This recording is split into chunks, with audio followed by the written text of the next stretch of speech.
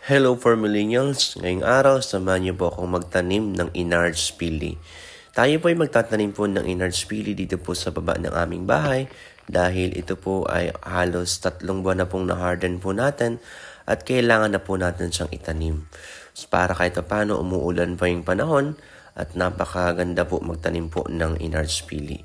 Ito pong Inards Pili na po na ito ay meron na pong bunga at inaabot po ng 2 hanggang 3 taon, meron na po tayo ma-harvest po na continuous po na mga bunga. As compared po kasi sa mga sexually propagated na mga pili o pinatubo sa mga buto hanggang sa ito ay itanim, inaabot po ng 7 taon hanggang 10 taon bago mamunga.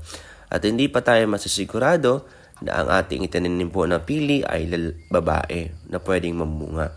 Kasi po may pagkakataon po na may mga lalaking pili na minsan hindi po talaga namumunga na kahit anong ginagawa po nating pagpapayabong sa kanila.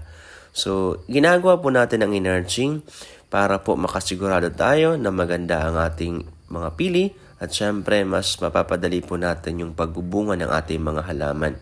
Kung napansin po natin, the last time po nating video, meron tayong mga nakahanging na mga pili sa itaas po ng ating puno ng pili. Ito po kasi ay pig-enarching po natin upang tayo po ay makapagparami ng mga true to type at magagandang klase ng puno ng pili dito po sa ating farm. Samahan niyo po ako na lalo po nating maparami po yung mga pili dito po sa Bicol. Tayo po ay mayroon pong mga enarching po na 20 pieces po. Sana lahat po yun ay maparami po natin at tanim po natin upang mamunga ng marami dito po sa atin. Pakishare naman po sana and like and follow po ng ating mga contents upang mas lalo po nating mapayabong pa yung ating mga ginagawa. Marami pong salamat sa mga suportang binibigay niyo po sa aming channel. At yun lamang po. Happy farming!